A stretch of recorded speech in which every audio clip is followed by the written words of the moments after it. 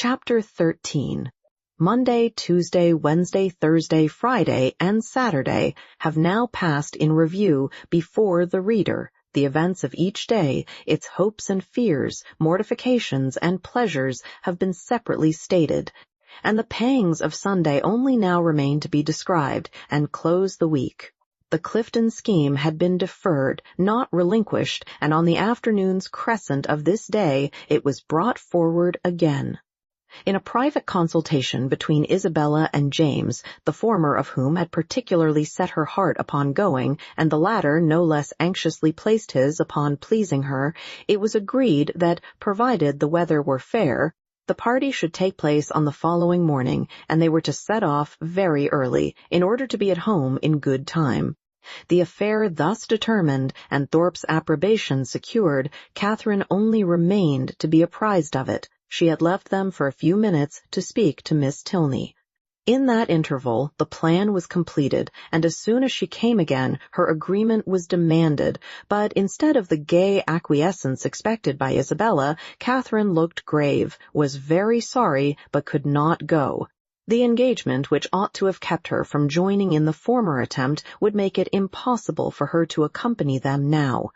She had that moment settled with Miss Tilney to take their proposed walk tomorrow. It was quite determined, and she would not, upon any account, retract.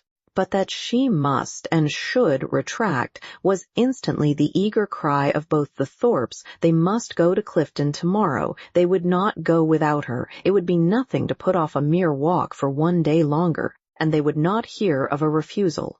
Catherine was distressed, but not subdued. "Do not urge me, Isabella. I am engaged to Miss Tilney. I cannot go." This availed nothing. The same arguments assailed her again. She must go, she should go, and they would not hear of a refusal. It would be so easy to tell Miss Tilney that you had just been reminded of a prior engagement and must only beg to put off the walk till Tuesday. No, it would not be easy. I could not do it. There has been no prior engagement. But Isabella became only more and more urgent, calling on her in the most affectionate manner, addressing her by the most endearing names. She was sure her dearest, sweetest Catherine would not seriously refuse such a trifling request to a friend who loved her so dearly. She knew her beloved Catherine to have so feeling a heart, so sweet a temper, to be so easily persuaded by those she loved. But all in vain. Catherine felt herself to be in the right, and though pained by such tender, such flattering supplication, could not allow it to influence her. Isabella then tried another method. She reproached her with having more affection for Miss Tilney, though she had known her so little a while, than for her best and oldest friends, with being grown cold and indifferent, in short, towards herself. "I cannot help being jealous, Catherine, when I see myself slighted for strangers. I, who love you so excessively, when once my affections are placed, it is not in the power of anything to change them. But I believe my feelings are stronger than anybody's. I am sure they are too strong for my own peace, and to see myself supplanted in your friendship by strangers does cut me to the quick, I own. These Tilneys seem to swallow up everything else."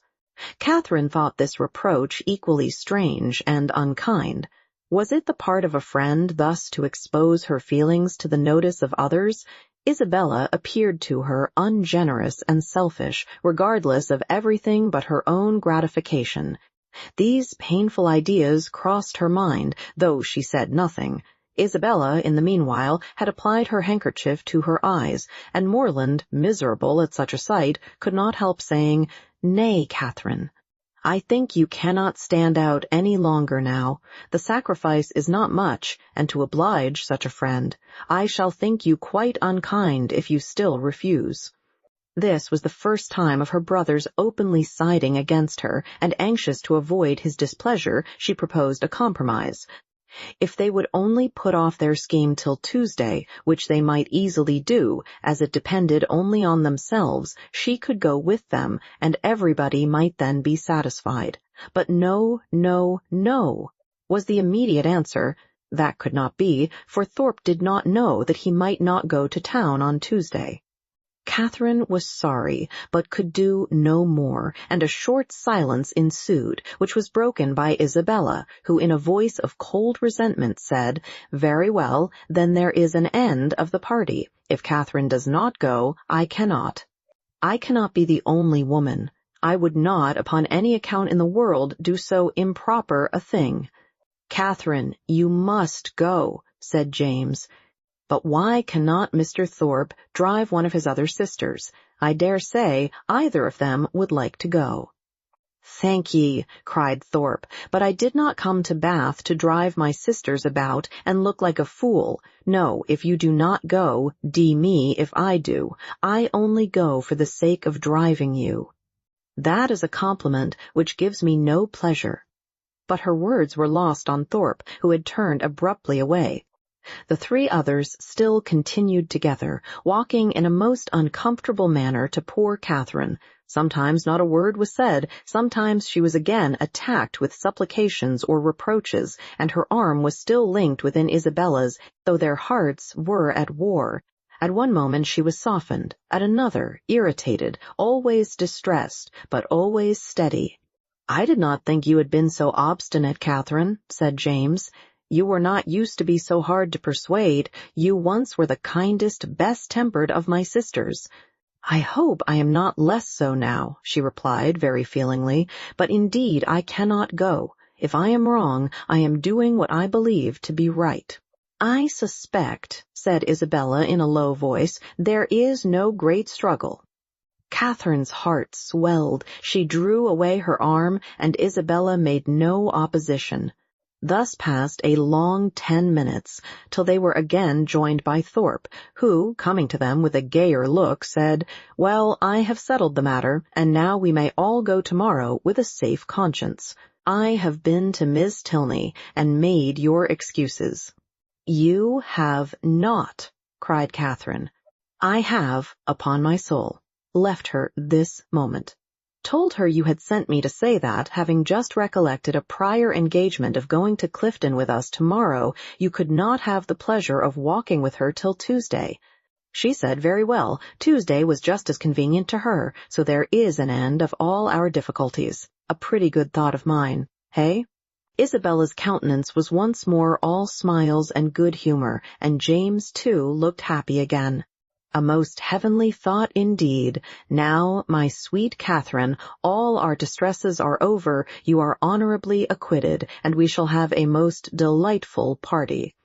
"This will not do," said Catherine. "I cannot submit to this. I must run after Miss Tilney directly and set her right." Isabella, however, caught hold of one hand, Thorpe of the other, and remonstrances poured in from all three. Even James was quite angry. When everything was settled, when Miss Tilney herself said that Tuesday would suit her as well, it was quite ridiculous, quite absurd, to make any further objection. "I do not care. Mr. Thorpe had no business to invent any such message. If I had thought it right to put it off, I could have spoken to Miss Tilney myself. This is only doing it in a ruder way, and how do I know that Mr. Thorpe has? He may be mistaken again.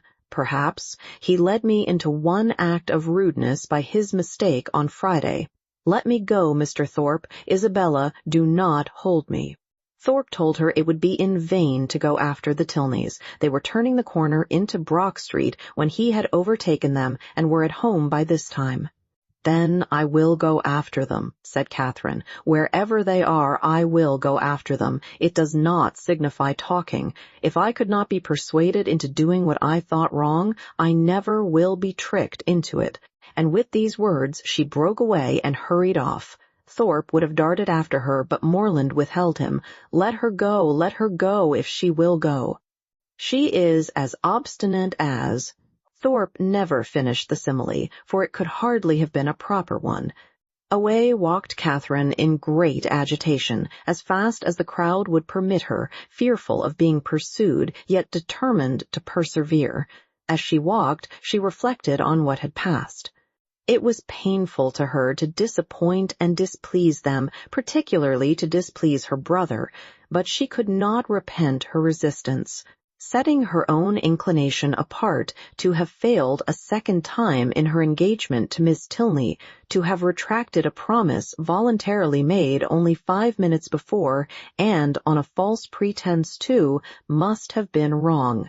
She had not been withstanding them on selfish principles alone. She had not consulted merely her own gratification, that might have been ensured in some degree by the excursion itself, by seeing Blaise Castle. No. She had attended to what was due to others, and to her own character in their opinion.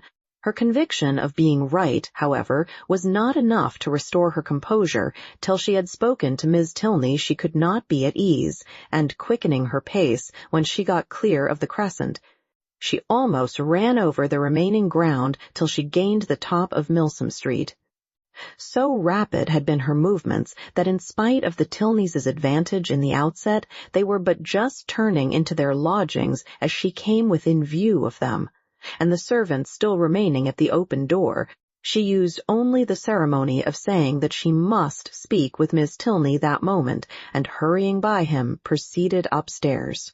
Then, opening the first door before her, which happened to be the right, she immediately found herself in the drawing-room with General Tilney, his son and daughter. Her explanation defective only in being. From her irritation of nerves and shortness of breath, no explanation at all was instantly given. "I am come in a great hurry. It was all a mistake. I never promised to go. I told them from the first I could not go. I ran away in a great hurry to explain it. I did not care what you thought of me. I would not stay for the servant." The business, however, though not perfectly elucidated by this speech, soon ceased to be a puzzle. Catherine found that John Thorpe had given the message, and Miss Tilney had no scruple in owning herself greatly surprised by it. But whether her brother had still exceeded her in resentment, Catherine, though she instinctively addressed herself as much to one as to the other in her vindication, had no means of knowing. Whatever might have been felt before her arrival, her eager declarations immediately made every look and sentence as friendly as she could desire. The affair thus happily settled, she was introduced by Miss Tilney to her father, and received by him with such ready, such solicitous politeness as recalled Thorpe's information to her mind, and made her think with pleasure that he might be sometimes depended on. To such anxious attention was the General's civility carried, that not aware of her extraordinary swiftness in entering the house, he was quite angry with the servant whose neglect had reduced her to open the door of the apartment herself. What did William mean by it? He should make a point of inquiring into the matter. And if Catherine had not most warmly asserted his innocence, it seemed likely that William would lose the favor of his master forever, if not his place, by her rapidity. After sitting with them a quarter of an hour, she rose to take leave, and was then most agreeably surprised by General Tilney's asking her if she would do his daughter the honor of dining and spending the rest of the day with her. Miss Tilney added her own wishes. Catherine was greatly obliged, but it was quite out of her power. Mr. and Mrs. Allen would expect her back every moment. The General declared he could say no more. The claims of Mr. and Mrs. Allen were not to be superseded, but on some other day he trusted, when longer notice could be given, they would not refuse to spare her to her friend. Oh, no. Catherine was sure they would not have the least objection, and she should have great pleasure in coming. The General attended her himself to the street door, saying everything gallant as they went downstairs, admiring the elasticity of her walk, which corresponded exactly with the spirit of her dancing, and making her one of the most graceful beaux she had ever beheld. When they parted, Catherine, delighted by all that had passed, proceeded gaily to Pulteney Street, walking, as she concluded, with great elasticity, though she had never thought of it before. She reached home without seeing anything more of the offended party, and now that she had been triumphant throughout, had carried her point, and was secure of her walk. She began, as the flutter of her spirits subsided, to doubt whether she had been perfectly right.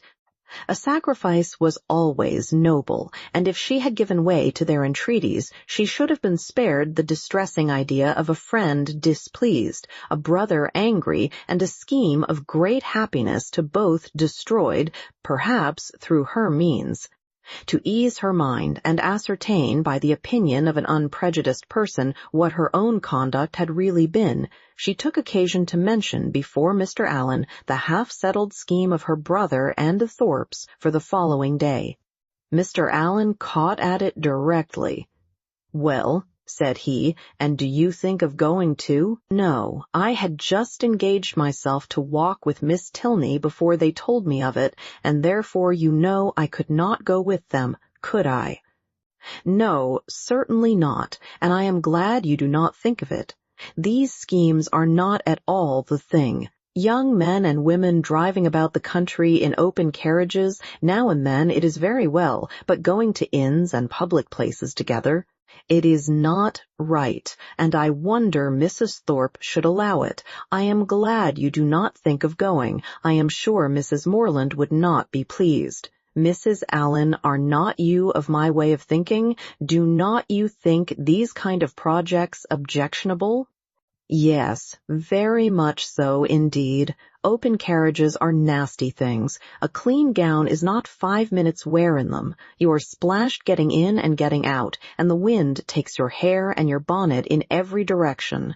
I hate an open carriage myself." "I know you do, but that is not the question. Do not you think it has an odd appearance if young ladies are frequently driven about in them by young men to whom they are not even related?" "Yes, my dear, a very odd appearance indeed. I cannot bear to see it." "Dear madam," cried Catherine, "then why did not you tell me so before? I am sure if I had known it to be improper, I would not have gone with Mr. Thorpe at all, but I always hoped you would tell me if you thought I was doing wrong." "And so I should, my dear, you may depend on it, for as I told Mrs. Morland at parting, I would always do the best for you in my power. But one must not be over-particular. Young people will be young people, as your good mother says herself. You know I wanted you, when we first came, not to buy that sprigged muslin, but you would. Young people do not like to be always thwarted. But this was something of real consequence, and I do not think you would have found me hard to persuade." "As far as it has gone hitherto, there is no harm done," said Mr. Allen, "and I would only advise you, my dear, not to go out with Mr. Thorpe any more." "That is just what I was going to say," added his wife. Catherine, relieved for herself, felt uneasy for Isabella, and after a moment's thought, asked Mr. Allen whether it would not be both proper and kind in her to write to Miss Thorpe, and explain the indecorum of which she must be as insensible as herself, for she considered that Isabella might otherwise perhaps be going to Clifton the next day, in spite of what had passed. Mr. Allen, however, discouraged her from doing any such thing. "You had better leave her alone, my dear. She is old enough to know what she is about, and if not, has a mother to advise her. Mrs. Thorpe is too indulgent beyond a doubt, but, however, you had better not interfere. She and your brother choose to go, and you will be only getting ill will." Catherine submitted, and though sorry to think that Isabella should be doing wrong, felt greatly relieved by Mr. Allen's approbation of her own conduct, and truly rejoiced to be preserved by his advice from the danger of falling into such an error herself. Her escape from being one of the party to Clifton was now an escape indeed, for what would the Tilneys have thought of her if she had broken her promise to them in order to do what was wrong in itself? If she had been guilty of one breach of propriety only to enable her to be guilty of another? Chapter 14. The next morning was fair, and Catherine almost expected another attack from the assembled party. With Mr. Allen to support her, she felt no dread of the event, but she would gladly be spared a contest where victory itself was painful, and was heartily rejoiced, therefore, at neither seeing nor hearing anything of them. The Tilneys called for her at the appointed time, and no new difficulty arising, no sudden recollection, no unexpected summons, no impertinent intrusion to disconcert their measures, my heroine was most unnaturally able to fulfill her engagement, though it was made with the hero himself. They determined on walking round Beechen Cliff, that noble hill whose beautiful verdure and hanging coppice render it so striking an object from almost every opening in Bath. "I never look at it," said Catherine as they walked along the side of the river, "without thinking of the south of France." "You have been abroad, then?" said Henry, a little surprised. "Oh, no, I only mean what I have read about. It always puts me in mind of the country that Emily and her father traveled through in the Mysteries of Udolpho. But you never read novels, I dare say?" "Why not?" "Because they are not clever enough for you. Gentlemen read better books. The person, be it gentleman or lady, who has not pleasure in a good novel must be intolerably stupid. I have read all Mrs. Radcliffe's works, and most of them with great pleasure. The Mysteries of Udolpho, when I had once begun it, I could not lay down again. I remember finishing it in 2 days, my hair standing on end the whole time. Yes," added Miss Tilney, "and I remember that you undertook to read it aloud to me, and that when I was called away for only 5 minutes to answer a note, instead of waiting for me, you took the volume into the Hermitage Walk, and I was obliged to stay till you had finished it." "Thank you, Eleanor, a most honorable testimony. You see, Miss Morland, the injustice of your suspicions."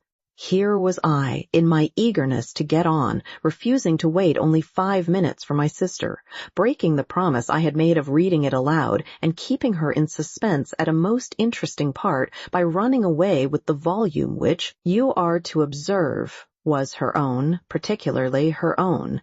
I am proud when I reflect on it, and I think it must establish me in your good opinion. "I am very glad to hear it indeed, and now I shall never be ashamed of liking Udolpho myself, but I really thought before, young men despised novels amazingly." "It is amazingly, and may well suggest amazement, if they do, for they read nearly as many as women. I myself have read hundreds and hundreds. Do not imagine that you can cope with me in a knowledge of Julius and Louisa's. If we proceed to particulars and engage in the never-ceasing inquiry of, have you read this, and have you read that, I shall soon leave you as far behind me as, what shall I say? I want an appropriate simile. As far as your friend Emily herself left poor Valancourt when she went with her aunt into Italy. Consider how many years I have had the start of you. I had entered on my studies at Oxford, while you were a good little girl working your sampler at home. Not very good, I am afraid, but now, really, do not you think Udolpho the nicest book in the world? The nicest, by which I suppose you mean the neatest. That must depend upon the binding. Henry, said Miss Tilney, you are very impertinent. Miss Morland, he is treating you exactly as he does his sister. He is forever finding fault with me for some incorrectness of language, and now he is taking the same liberty with you. The word nicest, as you used it, did not suit him, and you had better change it as soon as you can, or we shall be overpowered with Johnson and Blair all the rest of the way. I am sure, cried Catherine, I did not mean to say anything wrong, but it is a nice book, and why should not I call it so?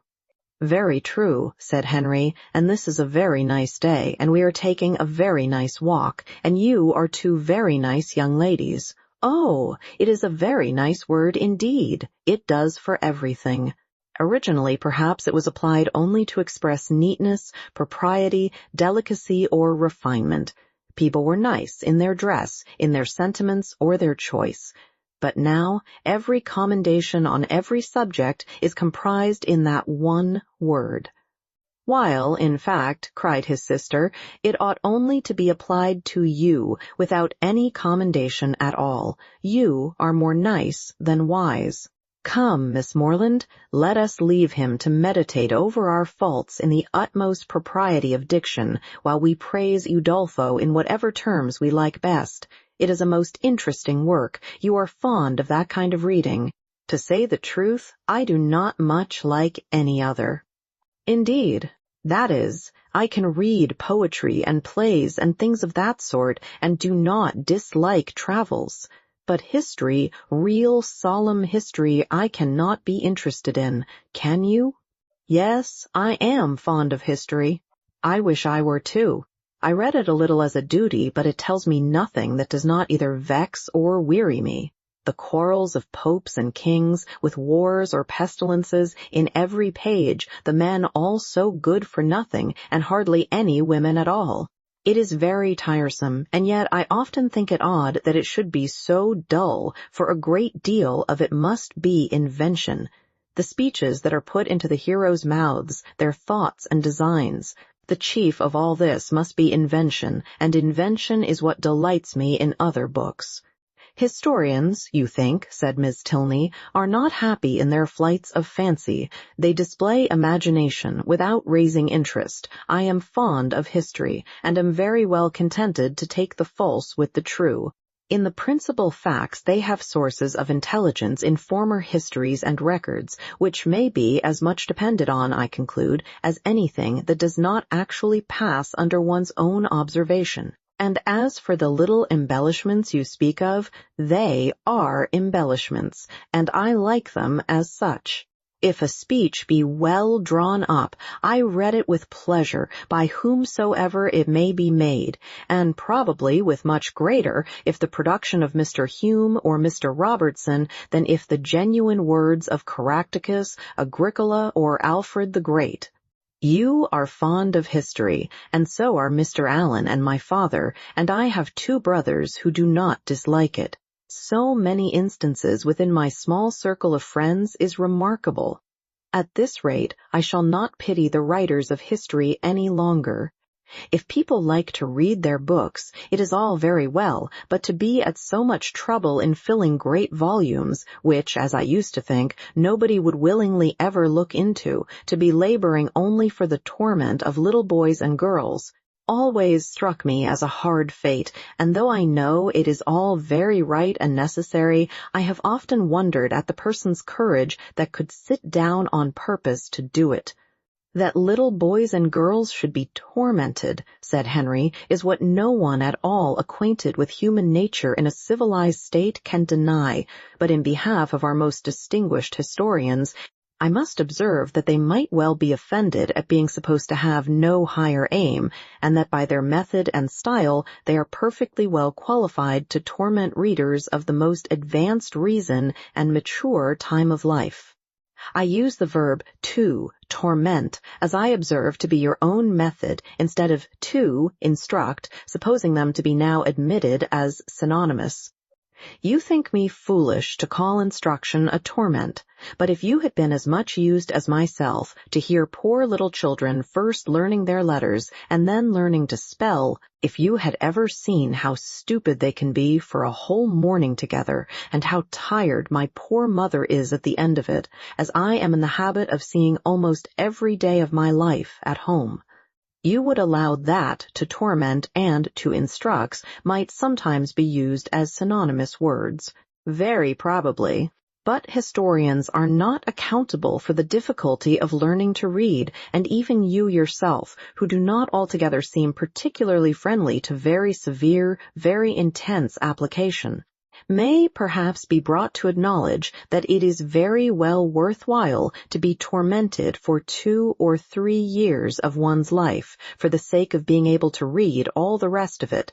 Consider, if reading had not been taught, Mrs. Radcliffe would have written in vain, or perhaps might not have written at all. Catherine assented, and a very warm panegyric from her on that lady's merits closed the subject. The Tilneys were soon engaged in another on which she had nothing to say.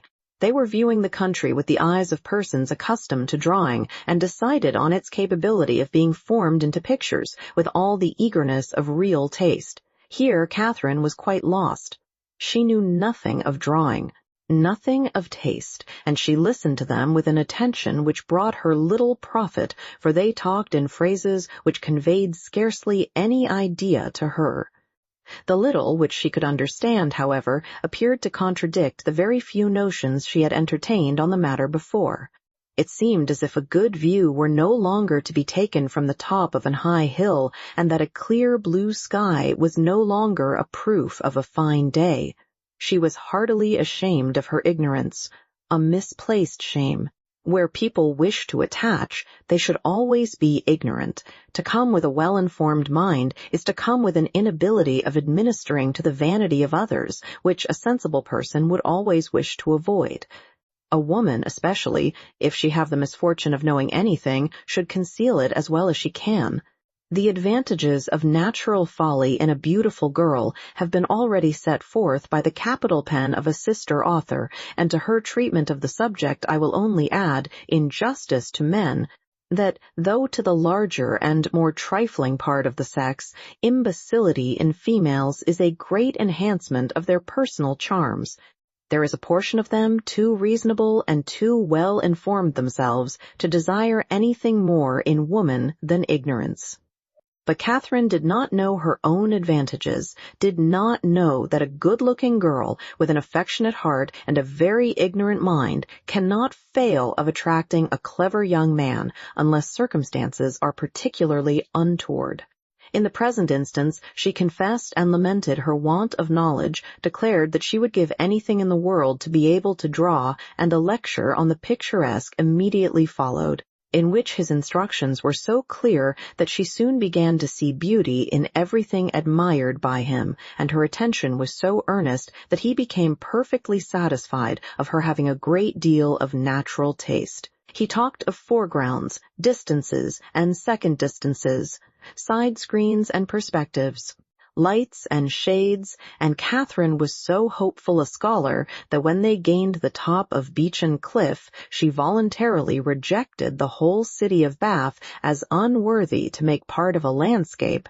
Delighted with her progress, and fearful of wearying her with too much wisdom at once, Henry suffered the subject to decline, and by an easy transition from a piece of rocky fragment and the withered oak which he had placed near its summit, to oaks in general, to forests, the enclosure of them, waste lands, crown lands, and government, he shortly found himself arrived at politics, and from politics it was an easy step to silence.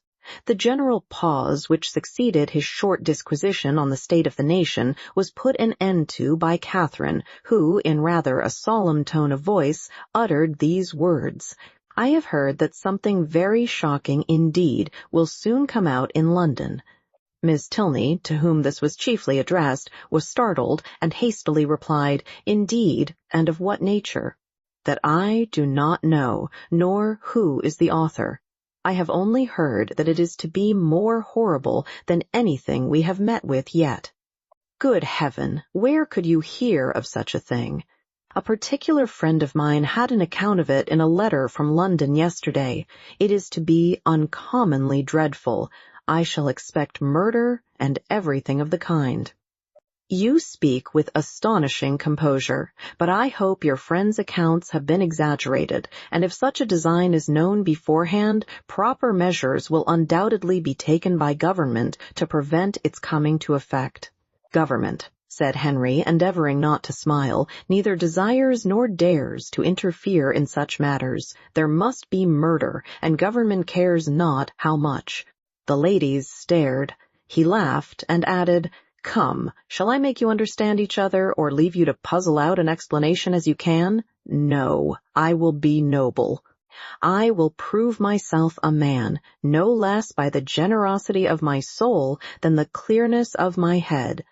I have no patience with such of my sex as disdain to let themselves sometimes down to the comprehension of yours.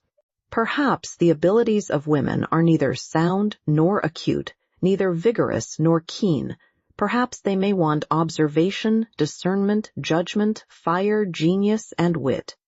Miss Morland, do not mind what he says, but have the goodness to satisfy me as to this dreadful riot." "Riot? What riot?" "My dear Eleanor, the riot is only in your own brain. The confusion there is scandalous. Miss Morland has been talking of nothing more dreadful than a new publication which is shortly to come out in 3 duodecimo volumes, 276 pages in each, with a frontispiece to the first, of 2 tombstones and a lantern. Do you understand? And you, Miss Morland, my stupid sister has mistaken all your clearest expressions. You talked of expected horrors in London. And instead of instantly conceiving, as any rational creature would have done, that such words could relate only to a circulating library, she immediately pictured to herself a mob of 3,000 men assembling in St. George's Fields, the Bank attacked, the Tower threatened, the streets of London flowing with blood, a detachment of the 12th Light Dragoons, the hopes of the nation, called up from Northampton to quell the insurgents, and the gallant Captain Frederick Tilney, in the moment of charging at the head of his troop, knocked off his horse by a brickbat from an upper window. Forgive her stupidity. The fears of the sister have added to the weakness of the woman, but she is by no means a simpleton in general. Catherine looked grave. "And now, Henry," said Miss Tilney, "that you have made us understand each other, you may as well make Miss Morland understand yourself. Unless you mean to have her think you intolerably rude to your sister and a great brute in your opinion of women in general, Miss Morland is not used to your odd ways. I shall be most happy to make her better acquainted with them. No doubt, but that is no explanation of the present. What am I to do? You know what you ought to do. Clear your character handsomely before her. Tell her that you think very highly of the understanding of women. Miss Morland, I think very highly of the understanding of all the women in the world, especially of those, whoever they may be, with whom I happen to be in company. That is not enough. Be more serious. Miss Morland, no one can think more highly of the understanding of women than I do.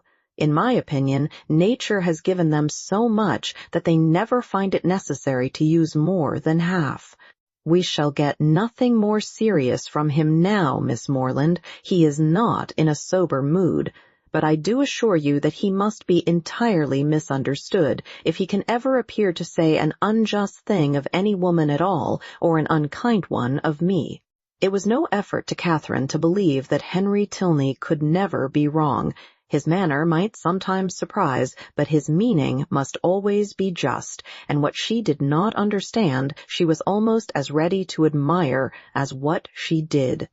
The whole walk was delightful, and though it ended too soon, its conclusion was delightful too. Her friends attended her into the house, and Miss Tilney, before they parted, addressing herself with respectful form, as much to Mrs. Allen as to Catherine, petitioned for the pleasure of her company to dinner on the day after the next.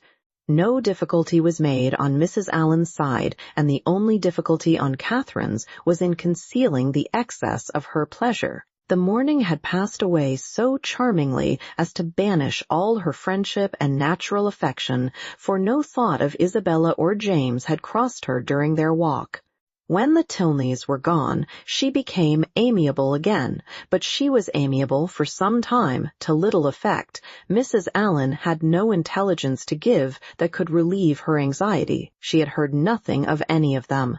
Towards the end of the morning, however, Catherine, having occasion for some indispensable yard of ribbon which must be bought without a moment's delay, walked out into the town, and in Bond Street overtook the second Miss Thorpe as she was loitering towards Edgar's Buildings between 2 of the sweetest girls in the world, who had been her dear friends all the morning. From her she soon learned that the party to Clifton had taken place. "They set off at 8 this morning," said Miss Anne, "and I am sure I do not envy them their drive. I think you and I are very well off to be out of the scrape. It must be the dullest thing in the world, for there is not a soul at Clifton at this time of year. Belle went with your brother, and John drove Maria." Catherine spoke the pleasure she really felt on hearing this part of the arrangement. "Oh, yes," rejoined the other. "Maria is gone. She was quite wild to go. She thought it would be something very fine. I cannot say I admire her taste, and for my part, I was determined from the first not to go, if they pressed me ever so much." Catherine, a little doubtful of this, could not help answering, "I wish you could have gone too. It is a pity you could not all go." "Thank you, but it is quite a matter of indifference to me. Indeed, I would not have gone on any account. I was saying so to Emily and Sophia when you overtook us." Catherine was still unconvinced, but glad that Anne should have the friendship of an Emily and a Sophia to console her, she bade her adieu without much uneasiness, and returned home, pleased that the party had not been prevented by her refusing to join it, and very heartily wishing that it might be too pleasant to allow either James or Isabella to resent her resistance any longer. Chapter 15. Early the next day, a note from Isabella, speaking peace and tenderness in every line, and entreating the immediate presence of her friend on a matter of the utmost importance, hastened Catherine, in the happiest state of confidence and curiosity, to Edgar's Buildings. The two youngest Miss Thorpes were by themselves in the parlor, and, on Anne's quitting it to call her sister, Catherine took the opportunity of asking the other for some particulars of their yesterday's party. Maria desired no greater pleasure than to speak of it, and Catherine immediately learnt that it had been altogether the most delightful scheme in the world, that nobody could imagine how charming it had been, and that it had been more delightful than anybody could conceive. Such was the information of the first 5 minutes. The second unfolded thus much in detail: that they had driven directly to the York Hotel, ate some soup, and bespoke an early dinner, walked down to the pump room, tasted the water, and laid out some shillings in purses and spars, thence adjourned to eat ice at a pastry cook's, and hurrying back to the hotel, swallowed their dinner in haste to prevent being in the dark, and then had a delightful drive back, only the moon was not up, and it rained a little, and Mr. Morland's horse was so tired he could hardly get it along. Catherine listened with heartfelt satisfaction. It appeared that Blaise Castle had never been thought of, and, as for all the rest, there was nothing to regret for half an instant. Maria's intelligence concluded with a tender effusion of pity for her sister Anne, whom she represented as insupportably cross from being excluded the party. "She will never forgive me, I am sure, but, how could I help it? John would have me go, for he vowed he would not drive her because she had such thick ankles. I dare say she will not be in good humor again this month, but I am determined I will not be cross. It is not a little matter that puts me out of temper." Isabella now entered the room with so eager a step and a look of such happy importance as engaged all her friends' notice. Maria was without ceremony sent away, and Isabella, embracing Catherine, thus began: "Yes, my dear Catherine, it is so indeed. Your penetration has not deceived you. Oh, that arch eye of yours, it sees through everything." Catherine replied only by a look of wondering ignorance. "Nay, my beloved, sweetest friend," continued the other, "compose yourself. I am amazingly agitated, as you perceive. Let us sit down and talk in comfort. Well, and so you guessed it the moment you had my note? Sly creature! Oh, my dear Catherine, you alone, who know my heart, can judge of my present happiness. Your brother is the most charming of men. I only wish I were more worthy of him. But what will your excellent father and mother say? Oh, heavens! When I think of them, I am so agitated." Catherine's understanding began to awake. An idea of the truth suddenly darted into her mind, and, with the natural blush of so new an emotion, she cried out, "Good heaven, my dear Isabella, what do you mean? Can you really be in love with James?" This bold surmise, however, she soon learned comprehended but half the fact. The anxious affection, which she was accused of having continually watched in Isabella's every look and action, had, in the course of their yesterday's party, received the delightful confession of an equal love.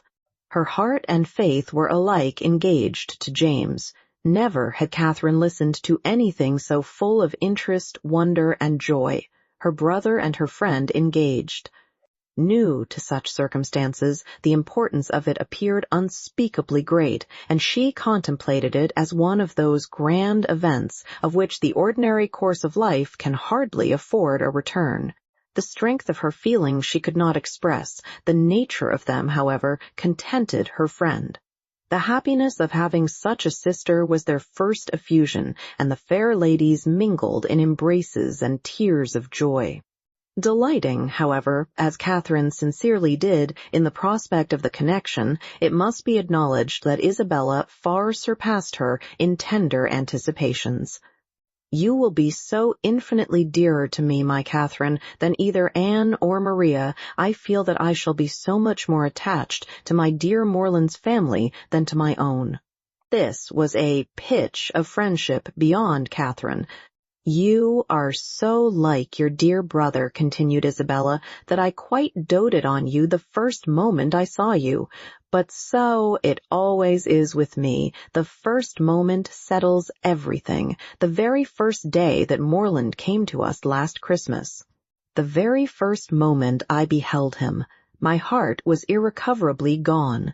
I remember I wore my yellow gown, with my hair done up in braids, and when I came into the drawing-room and John introduced him, I thought I never saw anybody so handsome before."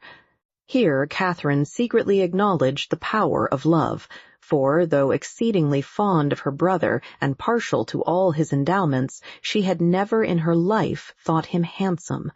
"I remember, too, Miss Andrews drank tea with us that evening, and wore her puce-colored sarcenet, and she looked so heavenly that I thought your brother must certainly fall in love with her. I could not sleep a wink all night for thinking of it." "Oh, Catherine, the many sleepless nights I have had on your brother's account! I would not have you suffer half what I have done. I am grown wretchedly thin, I know, but I will not pain you by describing my anxiety. You have seen enough of it. I feel that I have betrayed myself perpetually, so unguarded in speaking of my partiality for the Church. But my secret I was always sure would be safe with you." Catherine felt that nothing could have been safer, but ashamed of an ignorance little expected, she dared no longer contest the point, nor refuse to have been as full of arch penetration and affectionate sympathy as Isabella chose to consider her. Her brother, she found, was preparing to set off with all speed to Fullerton, to make known his situation and ask consent, and here was a source of some real agitation to the mind of Isabella. Catherine endeavored to persuade her, as she was herself persuaded, that her father and mother would never oppose their son's wishes. "It is impossible," said she, "for parents to be more kind or more desirous of their children's happiness. I have no doubt of their consenting immediately." "Morland says exactly the same," replied Isabella, "and yet I dare not expect it. My fortune will be so small they never can consent to it. Your brother, who might marry anybody." Here Catherine again discerned the force of love. "Indeed, Isabella, you are too humble. The difference of fortune can be nothing to signify." "Oh, my sweet Catherine, in your generous heart, I know it would signify nothing, but we must not expect such disinterestedness in many. As for myself, I am sure I only wish our situations were reversed.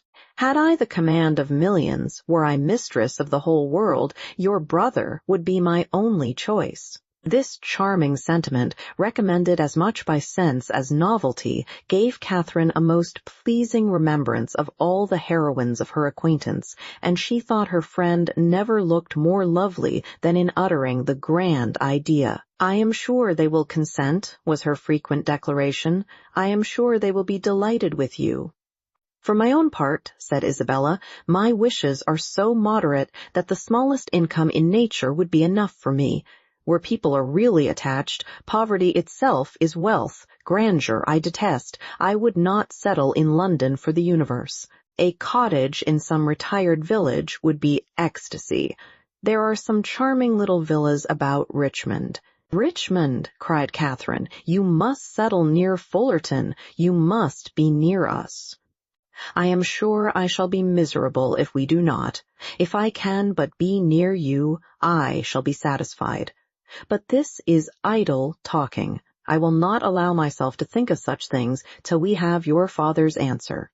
Morland says that by sending it tonight to Salisbury, we may have it tomorrow.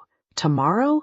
I know I shall never have courage to open the letter. I know it will be the death of me." A reverie succeeded this conviction, and when Isabella spoke again, it was to resolve on the quality of her wedding gown.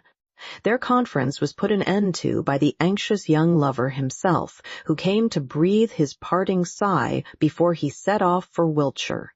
Catherine wished to congratulate him, but knew not what to say, and her eloquence was only in her eyes.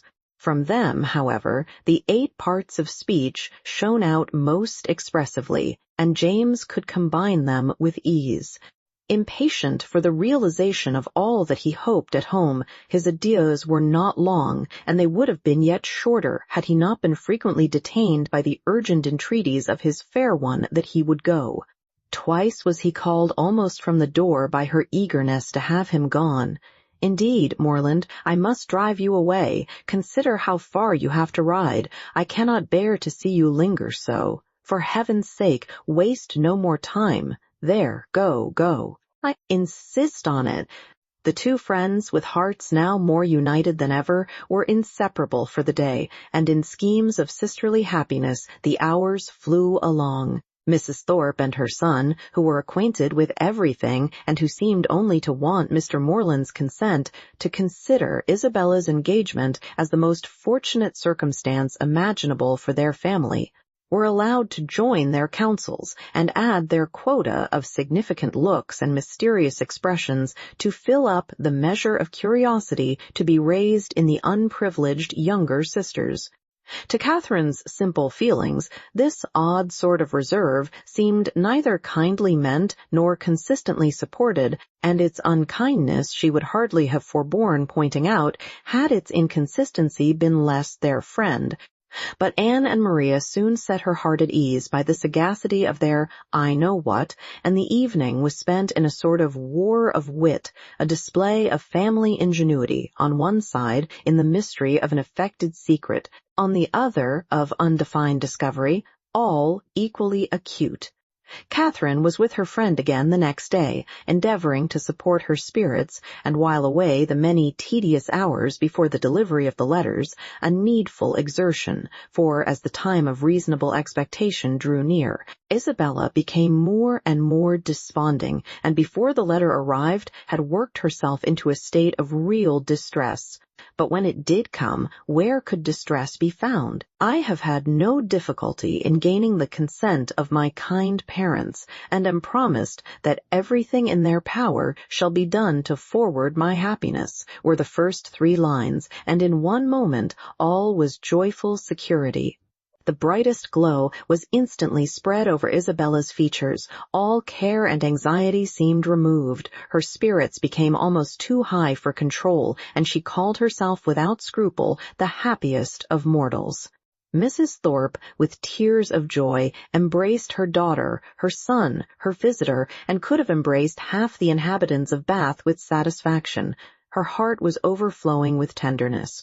It was dear John and dear Catherine at every word. Dear Anne and dear Maria must immediately be made sharers in their felicity, and 2 dears at once before the name of Isabella were not more than that beloved child had now well earned. John himself was no skulker in joy. He not only bestowed on Mr. Morland the high commendation of being one of the finest fellows in the world, but swore off many sentences in his praise. The letter, whence sprang all this felicity, was short, containing little more than this assurance of success, and every particular was deferred till James could write again. But, for particulars, Isabella could well afford to wait. The needful was comprised in Mr. Morland's promise. His honor was pledged to make everything easy, and by what means their income was to be formed, whether landed property were to be resigned or funded money made over, was a matter in which her disinterested spirit took no concern. She knew enough to feel secure of an honorable and speedy establishment, and her imagination took a rapid flight over its attendant felicities. She saw herself at the end of a few weeks, the gaze and admiration of every new acquaintance at Fullerton, the envy of every valued old friend in Putney, with a carriage at her command, a new name on her tickets, and a brilliant exhibition of hoop rings on her finger. When the contents of the letter were ascertained, John Thorpe, who had only waited its arrival to begin his journey to London, prepared to set off. "Well, Miss Morland," said he, on finding her alone in the parlor, "I am come to bid you good-bye." Catherine wished him a good journey. Without appearing to hear her, he walked to the window, fidgeted about, hummed a tune, and seemed wholly self-occupied. "Shall not you be late at Devizes?" said Catherine. He made no answer, but after a minute's silence burst out with, "A famous good thing this marrying scheme, upon my soul, a clever fancy of Morland's and Bell's. What do you think of it, Miss Morland? I say it is no bad notion." "I am sure I think it a very good one." "Do you?" "That's honest, by heavens. I am glad you are no enemy to matrimony, however. Did you ever hear the old song, 'Going to one wedding brings on another'? I say, you will come to Belle's wedding, I hope." "Yes, I have promised your sister to be with her, if possible." "And then you know," twisting himself about and forcing a foolish laugh, "I say, then you know, we may try the truth of this same old song." "May we? But I never sing. Well, I wish you a good journey. I dine with Miss Tilney today, and must now be going home." "Nay, but there is no such confounded hurry. Who knows when we may be together again? Not but that I shall be down again by the end of a fortnight, and a devilish long fortnight it will appear to me." "Then why do you stay away so long?" replied Catherine, finding that he waited for an answer. "That is kind of you, however, kind and good-natured. I shall not forget it in a hurry. But you have more good nature and all that than anybody living, I believe." "A monstrous deal of good nature, and it is not only good nature, but you have so much of everything, and then you have such. Upon my soul, I do not know anybody like you." "Oh, dear, there are a great many people like me, I dare say, only a great deal better. Good morning to you. But I say, Miss Morland, I shall come and pay my respects at Fullerton before it is long, if not disagreeable." "Pray do. My father and mother will be very glad to see you." "And I hope, Miss Morland, you will not be sorry to see me."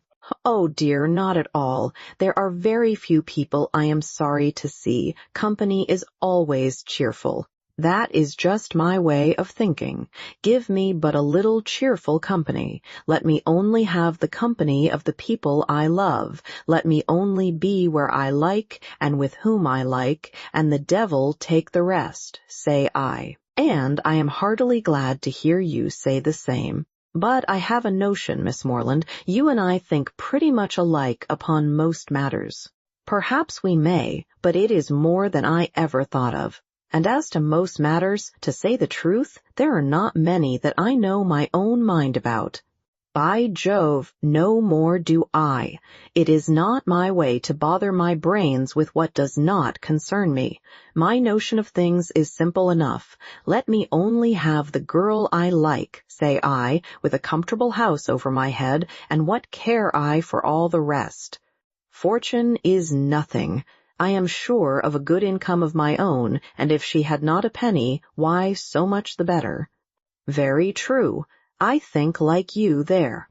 If there is a good fortune on one side, there can be no occasion for any on the other, no matter which has it, so that there is enough. I hate the idea of one great fortune looking out for another.